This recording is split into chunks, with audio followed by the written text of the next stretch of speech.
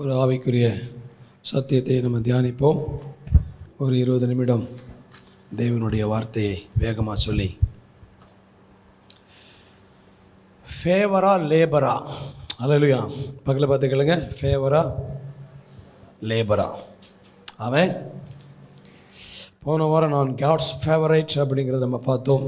விசித்திர வினோதமாய் படைக்கப்பட்டு பார்த்தோம்.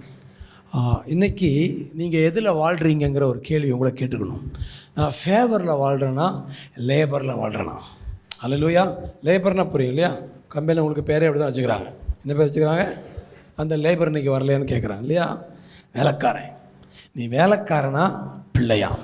கலாத்தியர் 4ஆம் அதிகாரம் 6ஆம் வசனம். கலாத்தியர் 4ஆம் அதிகாரம் 6ஆம் வசனம் போட்டிருக்குது. 1ஆம் வசனத்துலேருந்து நல்லா தான் இருக்கும்னு நினைக்கிறேன். 6ஆம் வசனம் வாசிக்கிறேன்.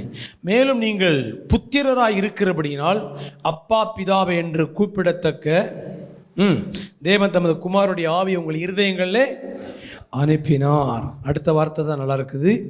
ஆகையால் நீ அடிமையாய் இராமல் யாரா இருக்கிறாய்? புத்திரனாய் இருக்கிறாய். பிள்ளைக்கும் அடிமைக்கும் வித்தியாசம் என்னன்னா, பிள்ளைக்கு ரெஸ்ட் தான், ஃபேவர் தான்.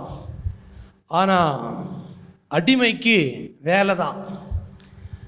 அடிமைனாலே அவனுக்கு என்ன தான் உண்டு? வேலை தான்.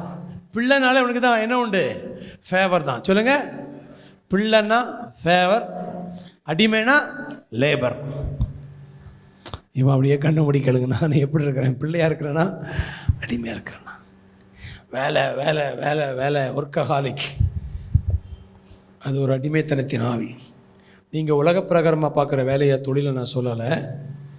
உங்களுடைய இருதயத்தில் ஒரு இளைப்பாறுதல் இல்லாமல், ஒரு பதஷ்டத்தோட, எப்பொழுதும் ஒரு தாழ்வு மனப்பான்மையில் தேவன் எனக்கு எல்லாவற்றையும் வைத்திருக்கிறார். அதாவது வேலைக்காரங்க எஜமானுடைய தயவுக்காக கடினமாக உழைப்பாங்க. ஆனால் பிள்ளைங்க அப்பா ஜோபி இருந்து எடுத்துக்குவாங்க. அல்லேலூயா. அப்பா அவங்களுக்கு அள்ளி கொடுப்பார். இன்னும் வச்சுக்கா, இன்னும் வச்சுக்கா. 100 கேட்டால் 200 கொடுத்து அனுப்புவார். அந்த வேலைக்காரன் அந்த 100 காலையில் சாயங்காலம் வரைக்கும் அங்கே வேலை பார்க்கணும். அதுக்காக கடினமாக உழைக்கணும். அனாதைக்கும் பிள்ளைக்கும் வித்தியாசம் இருக்குது. நீ ஆர்ஃபனா சன்னா? அனாதைகள் எப்பொழுதுமே தங்களுடைய காரியத்தை பெற்றுக்கொள்வதற்காக ரொம்ப போராடுவாங்க, கடினமாக உழைப்பாங்க. பிள்ளைங்க ஜாலியாக இருப்பாங்க, எல்லாம் அவங்களுக்கு வந்துக்கிட்டே இருக்கும். கை தட்டுங்க, ஹல்லேலூயா. அனாதையின் மனப்பான்மையிலிருந்து வெளியே நான் பிள்ளை. போன வாரம் நான் சொன்னேன், இவர் நேசகுமார், இவர் எப்படி இருக்கிறேன்? உங்கள் மேலே தேவன் பிரியமாக இருக்கிறார். நான் பிள்ளை, நான் தேவனுடைய பிள்ளை. குமாரத்துவத்தை குறித்து பேசிகிட்டு இருக்கிறார் ஜோசப். ஸோ குமாரத்துவத்தில் வந்துட்டிங்கன்னா உங்களுடைய ஐடென்டிட்டி அதுதாங்கிற பொழுது நீங்கள் ஒரு நாளும் ஒன்றை பெறுவதற்கு தேவன்கிட்ட நீங்கள் போராட வேண்டாம். அது உங்களுக்கு பிறப்புரிமை. ஹல்லேலூயா. ஒரு பாதுகாப்பற்ற உணர்வில் வேலைக்காரன் இருப்பான். ஆனால் பிள்ளை எப்பொழுதும் ஒரு பாதுகாப்பான உணர்வில் இருப்பான். வேலைக்காரனை எப்பொழுதும் தூக்கிடுவாங்க, எப்போ அவன் வேலை போகுன்னு தெரியாது. ஆனால் பிள்ளைக்கு அந்த எண்ணமே வராது. அல்லேலூயா. நான் நிரந்தரமானவன். நான் யாரு? நிரந்தரமானவன். ஆர்ஃபன்ஸ் எப்பொழுதுமே போட்டி போட்டுருப்பாங்க, ஒப்பிட்டு பார்த்துட்டு இருப்பாங்க. ஆனால் பிள்ளைங்க எப்பொழுதும் கொண்டாடி கொண்டே இருப்பாங்க. கைத்தட்டுங்க, ஹல்லேலூயா. பிள்ளைங்க எப்பொழுதும் அவங்களுக்கு போட்டிங்கிறதே கிடையாது. இன்னொருத்தருடைய வெற்றியை நீங்கள் கொண்டாடுறீங்கன்னா பிள்ளை. இன்னொருத்தங்க வெற்றி உங்களுக்கு சந்தோஷத்தை தரலன்னா நீங்கள் அனாதை. அல்லேலூயா. சபையில் ஒருத்தர் சாட்சி சொல்கிறார், ஒரு அற்புதம் நடக்குன்னா நீங்கள் கைத்தட்டி விசில் அடிக்கிற இடத்துக்கு இருக்கணும். இல்லை, அவனுக்கு நடக்குது எனக்கு நடக்கலையே, அவங்களுக்கெல்லாம் வருது எனக்கு வரலன்னு சொல்லி நீங்கள் ஒப்பிட்டு பார்த்து நீங்கள் பொறாமப்படுறீங்கன்னா நீங்கள் ஆர்ஃபன், நீங்கள் அடிமை. நான் சொல்கிறேன், நீங்கள் பிள்ளைகள் கொண்டாடும்படி அழைக்கப்பட்டிருக்கிறீர்கள். அல்லேலூயா. உங்களுடைய உள்ளான தேவைகளை சந்திப்பதற்கு வெளியே இருந்து உதவியை தேடுறவங்க அனாதைகள். தங்களுடைய சுகத்துக்காக வெளியே இருந்து, சந்தோஷத்துக்காக வெளியே காமெடி பார்ப்பான். தன்னுடைய உடல் பலவீனத்துக்காக சாராயத்தை குடிப்பாங்க, வெளியே இருந்த மெடிக்கேஷன். ஆனால் பிள்ளைங்க எப்பொழுதும் அங்கீகரிப்பில் வாழ்ந்து கொண்டிருப்பார்கள். எனக்கு இயேசு போதுமானவர். ஹல்லேலூயா. போதுமானதற்கும் அதிகமானவர். ஆமென். அனாதைகள் எப்பொழுதுமே அங்கீகாரத்துக்காக தேடுவார்கள். ஆனால் பிள்ளைகள் எப்பொழுதும் அன்பில் வாழுவார்கள்.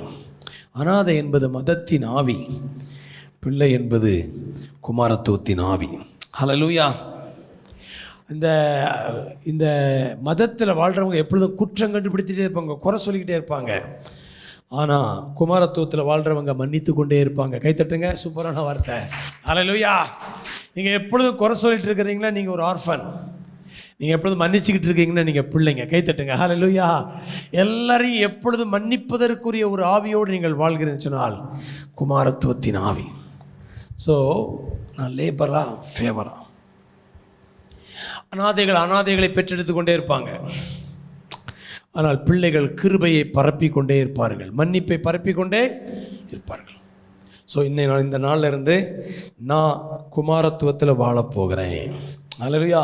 சன்ஷிப் அப்படிங்கிற ஒரு வார்த்தையை ஒருத்தர் பேசுகிறார். சன்ஷிப்பில் நீ இல்லைன்னா எல்லா ஷிப்பும் பிரேக் ஆயிரும் அப்படிங்கிறான்.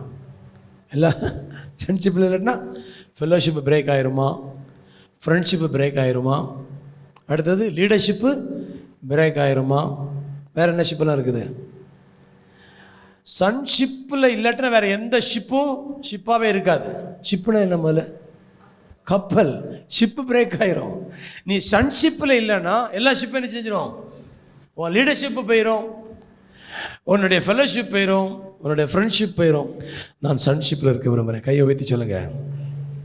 அப்போ உங்களுக்குள்ள எப்பொழுதும் தேவனுடைய இளைப்பாறுதலில் வாழ்வதற்கு தான் தேவன் உங்களுக்கு, தேவனுடைய இன்விடேஷன் என்ன தெரியுமா? அவருடைய அழைப்பு என்ன தெரியுமா? வருத்தப்பட்டு பார சுமக்கிறவர்களே என்னிடத்தில் வாருங்கள், நான் உங்களுக்கு இளைப்பாறுதல் தருவேன். இளைப்பாறுதல் தான் உங்களுடைய இலக்கு தவிர வேறு எதுவும் உங்களுடைய இலக்காக இருக்கக்கூடாது. எபிரேயர் 4:10 வாசி. நான் வேகமாக படிக்கிறேன். எபிரேயர் 4:10 வாசிங்க.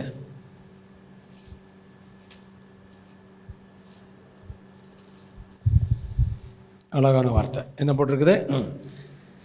ஏனெனில் அவருடைய இளைப்பாறுதல் பிரவேசித்தவன் தேவன் தம்முடைய கிரியைகளை முடித்து ஓய்ந்திருப்பது போல தானும் தன் கிரியைகளை முடித்து, வேலையை முடிச்சுட்டு ரெஸ்ட் எடுக்கிறவன் தான். இளைப்பாறுதல் பிரவேசிக்கிறதுனா லேபரில் இல்லை, ஃபேவரில், ரெஸ்ட். முதல் வசனத்திலிருந்து படிச்சிங்கன்னா இந்த வசனம் ஃபுல்லாக அப்படி தான் இருக்கும். ஆனபடினாலே அவருடைய இளைப்பாறுதலில் பிரவேசிப்பதற்கு ஏதுவான வாக்குத்தத்தம் உங்களுக்கு, எனக்கு என்ன வாக்குத்தத்தம்? இளைப்பாறுதல் தருவேன்கிறது தான் இயேசு கிறிஸ்துவின் வாக்குத்தத்தமே. என் சமூகம் உனக்கு முன்பதாக செல்லும், நான் உனக்கு என்ன தருவேன்? இளைப்பாறுதல் தருவேன். பழைய ஏற்பாட்டில். புதிய ஏற்பாட்டில் வருத்தப்பட்டு பாரசம் இடத்துல வாருங்கள், அதாவது அது ஆங்கிலத்தில் ஹெவி லேடன், ஹெவி லேபர். ரொம்ப உழைக்கிறேன், உழைக்கிறேன், ஷிஃப்ட் போட்டு உழைக்கிறேன், ஓட்டி வேலை, வீட்டில் வேலை, கம்பெனியில் வேலை. இந்த மாதிரி வேலையில் இருக்கிற உங்களை பார்த்து சொல்றாரு, என்னிடத்தில் வாருங்க, நான் உங்களுக்கு I will give you rest. இங்கே சொல்றாரு வாக்குத்தத்தமே என்ன தெரியுமா? இஸ்ரவேல் மக்களுக்கு வாக்குத்தத்தம் என்ன தெரியுமா? உங்களை என்ன பண்ணுவேன்? அவங்க எங்கே இருந்தாங்க தெரியுமா? எகிப்தில் பயங்கரமான அடிமைகளாக, கொத்தடிமை, சம்பளம் இல்லாமல் வேலை, சோறு மட்டும்தான் கிடைக்கும், டைம் கிடையாது.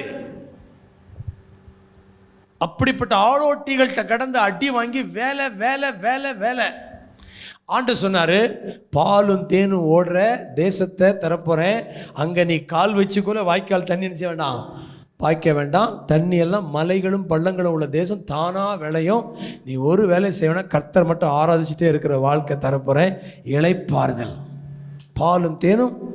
இதுதான் அவளுக்கு வாக்கு தத்துவம். உங்களுக்கு எனக்கு என்ன வாக்கு தத்துவம்? இயேசுவை ஏற்றுக்கொண்டா உனக்கு இளைப்பாறுதல். இயேசு உனக்காக எல்லாம் செய்து முடித்திருக்கிறார் என்கிறத நீ விசுவாசிக்கிறது உன் வேலை, இளைப்பாறுதல் உன்னுடைய பலன். அல்லேலூயா. இந்த யாத்திராகமத்தில் அதில் ஒன்று கூட அவங்க செய்யணுங்கல்ல. நான் பார்வோன் கிளந்து விடுதலையாக்குது நான் தான், உங்களை அழைச்சி கொண்டு போவது நான் தான், அந்த பாலுந்தேனு ஓடுற தேசத்தை நான் தான் கொடுப்பேன். இவங்க இதில் ஏதாவது செய்யணுமா அப்படின்னா, இவங்களுக்கு வேலையே செஞ்சுட்டு இருந்தவங்களுக்கு ஒரு வேலை செய்யக்கூடாதுதான் ஆண்டவர் கொடுத்த வேலை. இவன் கையிலேருந்து விடுதலையாக்குது 10 வாதையை கொடுத்து அவனை அடி அடிச்சு துவைச்சி அவனை கொண்டு போய் வழிநடுக அற்புதங்கள், 40 வருஷம் அவங்களுக்கு ஆகாரம் கொடுத்து, அந்த 40 வருஷம் கூட டிராவல் கூட பாருங்களேன், அங்கே கூட அவங்களுக்கு வேலை கிடையாது. அடிமைகளாக வாழ்ந்த அவங்களுக்கு இளைப்பாறுதல் தான் வாக்குத்தத்தம். இப்போ முதல் வசனம் படித்து பாருங்க. ஆனபடினால் அவருடைய இளைப்பாறுதலில் பிரவேசிப்பதற்கு ஏதுவான வாக்குத்தத்தம் நமக்கு உண்டாயிருக்க, உங்களில் ஒருவனும் அதை அடையாமல் பின்வாங்கி போனவனாக காணப்படாதபடிக்கு பயந்திருக்க. அந்த ரெஸ்ட்டுக்குள்ள வராம அதை நீ மிஸ் பண்ணாம இருக்கிறதுக்கு ரொம்ப ஜாக்கிரதையா உஷாராயிரு. உன்னைய இந்த ரெஸ்ட்ல இருந்து உன்னைய டிவியேட் பண்றதுக்கு, டிஸ்ட்ராக்ட் பண்றதுக்கு பிசாசு உன்னைய அப்பப்போ டெம்ப்ட் பண்ணுவான், ட்ரிகர் பண்ணுவான். நீ ஏதாவது செய்யணும்ல, இவங்க எதுவுமே செய்யக்கூடாதுங்கிறதான். நீங்கள் சும்மா இருப்பீர்கள், கர்த்தர் உங்களுக்காக. அந்த செங்கடல் முன்னால கூட அதுதான் அவங்களுக்கு கர்த்தர், பி ஸ்டில். இன்னைக்கு நமக்கு எது தெரியுமா ரொம்ப கஷ்டமா இருக்குது? குரங்கு கையும் சிறங்கு கையும் நிச்சயதான். சும்மாவே என்னையே சொல்கிறாங்க, கொஞ்சம் இந்த வாரம் ஃபுல்லாக கொஞ்சம் சும்மா இறேன் அப்படின்னு சொன்னால் இருக்க முடியல, பொசமட்டிட்டு வருது. ஆனால் கத்த சொன்னார், உட்காந்து நல்லா அந்நிய பாஷை பேசு, வார்த்தை எடு. கர்த்தர் அவனுக்கு சொன்னார், வேலையே பார்த்த கை. ஆனால் கத்த சொல்லாரு, நீ அதில் வேலைக்கு பதறாத, இளைப்பாறுதலுக்குள்ள. அடுத்த வசனம் பார்த்தீங்க. ஏனெனில் சுவிசேஷம் அவர்களுக்கு அறிவிக்கப்பட்டது போல நமக்கும். அவங்களுக்கு என்னங்க சுவிசேஷம் அறிவிக்கப்பட்டுச்சு? இயேசு ஏற்றுக்கொள்ள சுவிசேஷம் அறிவிக்க இல்லை. உனக்கு பாலும் தேனும் ஓடுற தேசத்தை இளைப்பாறுதல் தருவேங்கிறது அவங்களுக்கு அறிவிக்கப்பட்ட சுவிசேஷம். உங்களுக்கு எனக்கு அறிவிக்கப்பட்ட சுவிசேஷம் தெரியுமா? இயேசுவை ஏற்றுக்கொண்டு அவங்களுக்கு என்ன உண்டு? வருத்தப்பட்டு பாரசூக்கிய எல்லாரும் வாங்க, என்ன தருவேன்? இளைப்பாறுதல் தருவேன், ரெஸ்ட்ஃபுல் லைஃப் தருவேன் சொல்றாரு. அவங்களுக்கு சுவிசேஷம் இளைப்பாறுதலான தேசம், நமக்கு இளைப்பாறுதலான வாழ்க்கை முறை. அவங்களுக்கு அது ஒரு நிழல், நமக்கு நிஜம். நம்முடைய ஆவி ஆத்துமாவில் ஒரு இளைப்பாறுதல். பாசுங்க, கேட்டவர்கள் எப்படி கேட்டாங்க? விசுவாசம் இல்லாமல். அவங்க என்னன்னா பாலும் தேனும் ஓடுற தேசத்தை தருவேன்னு சொன்னா அவங்களால அதை என்ன செய்யல, அதை எப்படி கேட்கல? விசுவாசத்தோடு கேட்கல, விசுவாசத்தை மிக்ஸ் பண்ணி கேட்கலங்கிற ஆங்கிலத்தில் இருக்குது. ஆண்டவர் சொல்றதை அப்படியே நம்புறதுக்கு ரொம்ப நம்ம தயங்குறோம். ஏன்னா நம்ப முடியாத அளவுக்கு அது உண்மையா இருக்கு. பார்த்தீங்களா? நீ எதுவும் செய்ய வேண்டாம், நான் உனக்கு எல்லாம் தருவேன். ஏங்க, இது யாருக்கு இந்த மனப்பான்மை வரும் தெரியுமா? பிள்ளைக்கு மட்டும்தான் இந்த மனப்பான்மை வரும். அப்பாவுடைய ஆசீர்வாதத்தில் வாழ்கிற பிள்ளைக்கு இந்த வார்த்தை சொன்ன உடனே சந்தோஷப்படும். ஆனால் அடிமைகளுக்கு இந்த மனசு வராது. அது எப்படி? பாலுந்தேன ஓடுது. இப்போ நாங்கள் எதுவுமே செய்ய வேண்டாமா? அவருடைய வார்த்தைக்கு நீ கீழ்ப்படிந்தா போதும், அவருடைய வார்த்தையை விசுவாசித்தா போதும். புதிய ஏற்பாட்டில் இயேசு கிறிஸ்து மூலமாக எல்லா சிலுவையிலும் உனக்கு சம்பாதித்து கொடுக்கப்பட்டிருக்கிறது.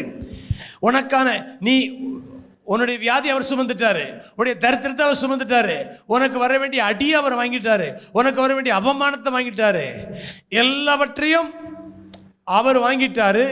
நீ அதை விசுவாசித்து அந்த இளைப்பாறுதலை வாழணும். அதெல்லாம் உனக்கு டவுன்லோட் ஆகணும். இதுதான் இந்த லைஃப் ஸ்டைல். ஆனால் நமக்கு அது முடியல. அதனால் அவர் சொல்றாரு, நீ ஜாக்கிரதையாரு. 11ஆம் வசனம் வாசிங்க. ஆகையால் அந்த திருஷ்டாந்தத்தின்படி, அந்த கதையை பழைய ஒரு சம்பவத்தை வச்சு சொல்றாரு, அந்த சம்பவத்தின்படி ஒருவனாகிலும் கீழ்ப்படியாமலே விழுந்து போகாதபடிக்கு நாம் எதுக்குள்ள இளைப்பாறுதலை பிரவேசிக்க. உங்க ஒரே உஷார் எதுல இருக்கணும்னா, நீங்க ரெஸ்ட்ல உங்களுடைய ஆத்மா இருக்குது. ரெஸ்ட் தான் உங்களுடைய மானிட்டர், அதுதான் உங்களுடைய மார்ஜின், அதுதான் உங்களுடைய என்னது அளவுன்மானி. அதில் இல்லைன்னா சம்திங் ராங்னு அர்த்தம். கலவரப்படுறீங்க, இருதயத்தில் பதஷ்டம் வருதுனாலே நம்ம இதில் நம்மளை எங்கேயோ திசை தவறி விட்டுட்டோம். அதில் ஜாக்கிரதையாரு. ரெஸ்ட்னா என்ன? ரெஸ்ட்னா ட்ரஸ்ட்டு. ரெஸ்ட்னா என்னது? ட்ரஸ்ட்டு. அவரை சார்ந்து இருக்கிறது. அவரை எல்லாம் எனக்கு இயேசு, எல்லாம் இயேசு எனக்கு போதுமானவர். ஹல்லேலூயா. எல்லாம் அவர் பார்த்துக்குவார். எனக்கு எல்லாவற்றையும் அவர் தருவார். என் குடும்பத்தை அவர் பொறுப்படுத்துக்குவார், என் கணவனை பார்த்துக்குவார், என் பிள்ளைகளை பார்த்துக்குவார். எல்லாவற்றையும் 100க்கு 100 அவரை சார்ந்து இருக்கிறது. அதான் ஆண்டவர் கேட்கிறார், இப்படிப்பட்டவன் நான் தேடிட்டு இருக்கிறேன். தம்மை பற்றி உத்தம இருதயத்தோடு இருக்கிறவரை தன்னுடைய வல்லமையை விளங்க பண்ணும்படி கர்த்தருடைய கண்கள் பூமி எங்கும் சுற்றி உலாவிக்கணும். இதில் ஜாக்கிரதையா. உன்னுடைய இளைப்பாறுதலை விட்டு கொடுக்காத, யாரும் காம்ப்ரமைஸ் ஆகாது. சில நேரங்கள் நம்மளை வேலையில் சிக்க வைக்கிறதுக்கு பிசாசு ட்ரை பண்ணுவான். நம்மளை அப்படியே ஏதாவது லேபரில் மாட்டி விடுவான். ஊழியனே அதுவே ஒரு வேலையாக்கி விட்டுருவான். ஜபம் சொல்லிட்டு இருந்துச்சுமா அந்த பிச்சைக்கார ஜபத்தை செய்யும்படியாக நம்மளை ஒரு மாதிரி இளைப்பாறுதல் இல்லாத ஒரு ஜபத்துக்குள்ள. ஆனால் அது உறவிலிருந்து ஆண்டவர்கிட்ட அன்போடு பெற்றுக்கொள்கிற ஒரு ஸ்லாக்கியம். அது ஒரு நல்ல ஒரு என்ஜாயிங் டைம். ப்ரேயர் டைம் ஒரு தேவனுடைய பிரசனத்தை, ஆராதனைங்கிறது கைத்தட்டி பாடியதோ பதஸ்து இல்லை, அது தேவனுடைய மகிழ்ந்திருக்கிற ஒரு நேரங்கிறத மறந்து வேற மாதிரி ட்விஸ்ட் ஆக்கி விட்டுருவோம். ஜபத்தை கூட இன்னைக்கு அழுவோம், வாங்க ஜெபிக்கலாம், வாங்க. இது பயங்கரமான ஒரு ஆட்களை போட்டு வீட்டுக்குள்ளே கிடக்கிறவனே அவனை விடாமல் அவனை போட்டு அலக்கழிக்கிற ஒரு இது. நானும் அப்பாவும் உறவில் இருக்கிறதுக்கு யாருக்கு எனக்கு என்ன தேவையில்லை, என்னை கூப்பிட தேவையில்லை. நான் தேவனோடு உறவிட, நான் எப்பொழுதும் அவருக்குள்ளே இருக்கிறேன், அவரை உணர்ந்து கொண்டிருக்கிறேன், அவரோட உறவாடி கொண்டிருக்கிறேன். ஸோ இந்த இளைப்பாறுதலோடு உங்கள் வாழ்க்கை எல்லா ஏரியாலையும் இளைப்பாறுதல் நீங்கள் இன்றைக்கி ஃபீல் பண்ணணுங்க. நீங்கள் அப்படியே பார்க்கணும். உங்கள் வீட்டுக்குள்ளே போனால் ஒரு இளைப்பாறுதலை ஃபீல் பண்ணணும். உங்களுடைய வேலையை நினச்சா இளைப்பாறுதல் இருக்கணும். உங்களுடைய வருமானத்தை நினச்சா எல்லாவற்றிலும் இல்லைன்னா நீங்கள் ஏமாற்றப்பட்டிருக்கிறீர்கள். பிசாசு உங்களை வஞ்சித்திருக்கிறான். இன்னைக்கு உங்களிலிருந்து திருடினதை ஆண்டவர் உங்களுக்கு மறுபடியும் மீட்டு கொடுக்க வல்லவர். அல்லேலூயா. இழந்த சமாதானத்தை, இழந்த இளைப்பாறுதலை நான் மறுபடியும், அதாவது ஆண்டவர் சொல்கிறாரு, அவன் திருடினதை 7 மடங்கு நான் உனக்கு தருவேன். இல்லையா? சாத்தா அவங்க குடும்பத்தை, சமாதானத்தை திருடிட்டான், சந்தோஷத்தை திருடிட்டான், ஒரு நல்ல மகிழ்ச்சியான வாழ்க்கையை திருடி. இன்றைக்கி கத்த நான் அதை 7 மடங்கு தருவேன். அல்லேலூயா. நீ ஆண்டவர்கிட்ட அதை கேட்கும் பொழுது அது உனக்கு கொடுக்கப்படும். 3ஆம் வசனம் படிங்க. விசுவாசித்தவர்களாகிய நாமோ அந்த இளைப்பாறுதலில் பிரவேசிக்கிறோம். இளைப்பாறுதலில் பிரவேசிப்பதுக்கு வேற எந்த குவாலிஃபிகேஷனும் தேவையில்லை. Just believe. அவரை அப்படியே எளிமையா சிறுபிள்ளை மாதிரி அவரை நம்புங்க. பார்த்துக்குவார். வாடகை பார்த்துக்குவார், ஃபீஸு பார்த்துக்குவார். பதறோம், உதறுது இல்லை, செய்வார். நான் அவருடைய பிள்ளை, எனக்கு தராமல் யாருக்கு செய்ய போகிறார்? என்னை விட அவருக்கு யாருக்கு அவசரம் கிடையாது. அல்லேலூயா. எனக்கு தான் முதல்ல. பிள்ளையின் அப்பா யாருக்கு தான்? எனக்கு போக தான் நாய்க்கு. அல்லேலூயா. அங்கே எனக்கு தருவார். அந்த ஒரு அதான் விசுவாசித்துள்ள நாமோ அவருடைய இளைப்பாறுதலில் பிரவேசிக்கிறோம். இந்த விசுவாசங்கிற வார்த்தை வந்துச்சு பார்த்தீங்களா? உடனே அடுத்த ஒரு வார்த்தை வருது பாருங்க. என்ன வருதுன்னா, இன்று அவருடைய சத்தத்தை கேட்பீர்களாயில் உங்கள் இருதயத்தை கடினப்படுத்தாதிருங்கள். 7ஆம் வசனம் வருது. அப்போ இந்த விசுவாசம் எப்படின்னா, சத்தத்தை கேட்கறதுல இருக்குது. தேவனுடைய வார்த்தையை கேட்க தான் விசுவாசம் வரும். அப்போது அவங்க எங்கேயே மிஸ் பண்ணிட்டாங்கன்னா, கர்த்தருடைய குரலை கேட்கறதுலேயே அவங்க கவனத்தை விட்டுட்டாங்க. இன்னைக்கு சபையில் கர்த்தர் பேசுகிறத கூர்ந்து கவனிக்கிறதுக்கு கரிசனை இல்லை. ஆனால் யாரோ சொன்ன திட்டுறதையோ, யாரோ நம்மளை கேவலமாக பேசுனதையோ, யாரோ சொன்னதில் இதெல்லாம் உட்காந்து நினைச்சோம் ரீகாலெக்ட் பண்ணி உட்காந்து சிந்தனையில் சொல்ல விடுறோம். ஆனால் கர்த்தர் சொல்லுகிறார், இன்று அவருடைய சத்தத்தை கேட்பீர்களாயில் உங்கள் இருதயத்தை கடினப்படுத்தாதிருங்கள். யார் இளைப்பாறுதலில் பிரவேசிக்காமல் போயிட்டாங்க? 6ஆம் வசனம் படிங்க. ஆகையால் சிலர் அதில் பிரவேசிக்காதது இன்னும் வரப்போகிற காரியமாக கூட, சுவிசேஷத்தை முதலாவது கேட்டவர்கள் கீழ்ப்படியாமையினாலே அதில் பிரவேசியாமல் போனார்கள். கேட்கறதுல விசுவாசம் வரணும். ஸோ இன்றைக்கி ஒரு தீர்மானம் பண்ண போகிறோம். நான் நிறைய தேவனுடைய வார்த்தையை கேட்டு என் இருதயத்தில் விசுவாசத்தை வச்சு இளைப்பாறுதலாம். சூப்பரான ஒரு கனெக்ஷன் போடுறேன் பாருங்கள். கர்த்தருடைய வார்த்தையை கேட்பதனால விசுவாசம் வரும். விசுவாசம் வந்துட்டால் எதில் வாழ்வீங்க? இளைப்பாறுதலில் வாழ்வீங்க. இளைப்பாறுதலில் பிரவேசித்துருவீங்க. கேட்கறதுல கோட்டை விட்டுட்டீங்கன்னா, நல்லா கவனிங்க, தேவனுடைய குரலை விட்டுட்டு தேவனுடைய சத்தத்தை விட்டு வேற குரலை கேட்டிங்கன்னா விசுவாசம் வராது, அவிசுவாசம் வரும். அவிசுவாசம் வந்துட்டால் கீழ்ப்படியாமல் வந்துடும். கீழ்ப்படியாமல் வந்துட்டிங்கன்னா இளைப்பாறுதலில் வர மாட்டீங்க. சைக்கிள் செயின் கட்டாயிரும். தேவனுடைய குரலை கேட்குறேன், விசுவாசிக்கிறேன், இளைப்பாறுதலில் வாழ்கிறேன். கீழ்ப்படுதல் எனக்கு லகுவாக இருக்குது. அவர் சொல்கிறத கேட்குறது எனக்கு ரொம்ப. அந்த யுத்தத்தில் இந்த இஸ்ரவேலர் கூட வேலை செய்யணும்னா சோம்பேறியை நான் இருக்க சொல்லாங்க. நீ போய் யுத்தம் பண்ணு அடுத்த சொல்கிறாரு. நீ அமலேக்கோடு போய் யுத்தம் பண்ணுங்கிறார். நீ எரிகோவை சுற்றி வாங்குறாரு. புதிய ஏற்பாட்டை கூட விசுவாசிக்கணும், வார்த்தை கேட்கணும். திடீர்னு ஆண்டு சொல்லுவார், எதிர்த்து நில்லு. பிசாசு ஒரு இடத்துல சும்மா இருன்னு சொன்னார், புதிய ஏற்பாடு சொன்னார் எதிர்த்து. அப்போ அங்கே என்னன்னா, உன் அத்தாரிட்டியை பயன்படுத்து. உன்னை இளைப்பாறுதலை விட்டு கெடுக்க நினைக்கிற, வியாதியை கொண்டு வந்து உன் குடும்பத்தில் குப்பையை கொட்ட நினைக்கிற, தரித்திரத்தை கொண்டு வருகிற, சண்டையை கொண்டு வர நினைக்கிற சாத்தானுக்கு எதிர்த்து நில்லு.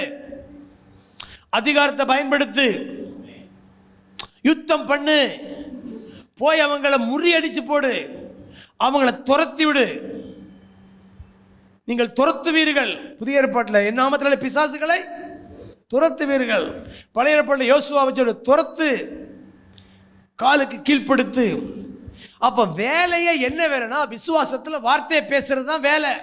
புதிய ஏற்பாட்டில் வார்த்தையை பிரகடனப்படுத்துங்கள், அதிகார வார்த்தையை பேசுங்க.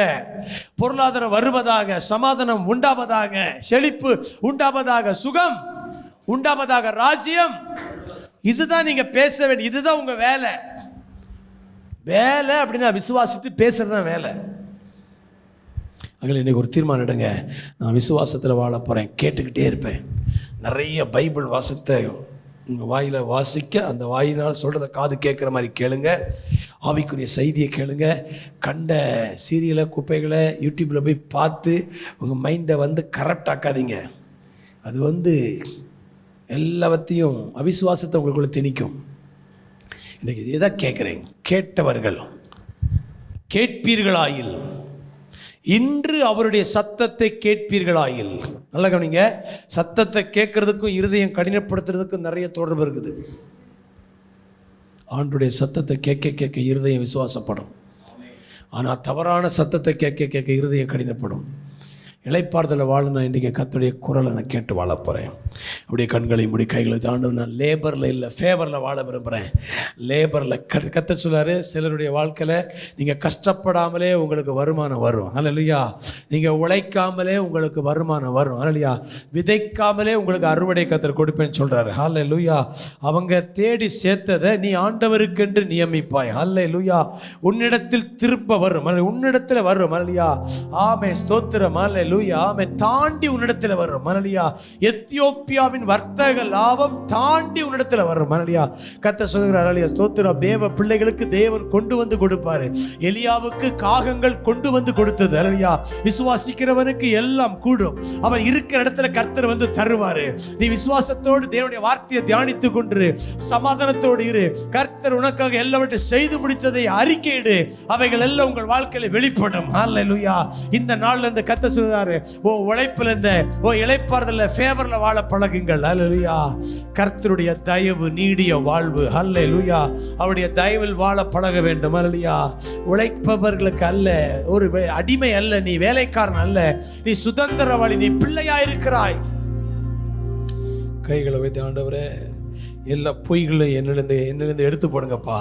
சொல்லுங்க இந்த வார்த்தை, எல்லா பொய்யை நான் இதுவரைக்கும் நம்பிட்டு இருக்கிறேன். உலகத்தில் ஒரு பழமொழி உண்டு, if you hard work you get good marks. நீ கடினமாக உழைச்சா வாழ்க்கையில் உயர்ந்துருவ. இது உலக தத்துவம். ஆனால் ஆண்டவர் சொல்றாரு, அவருடைய தயவு நீடிய வாழ்வு. அவருடைய ஒரு தயவு முழு வாழ்க்கைக்கும் போதுமானது. ஹல்லேலூயா. அவர் காருண்யம் அவனை பெரியவனாக்கும். திறமை அவனை பெரியவனாக்கும் சொல்லல. அவருடைய காருண்யம் என்பது தயவு, இரக்கம், அன்பு. அவருடைய அன்பே உன்னை பெரிய ஆளா மாற்றிடும். ஹல்லேலூயா. அவருடைய ஃபேவர் உன்னை பெரிய ஆளா மாற்றும். கைகளை உயர்த்தி, ஆண்டவரே எல்லா பொய்களை என்னிலிருந்து உதிர்ந்து விழட்டுமையா. சத்தியத்தை அறிந்து சத்தியத்தின் உயர்விலே வாழ கர்த்தர் கிருபை தருவீராக.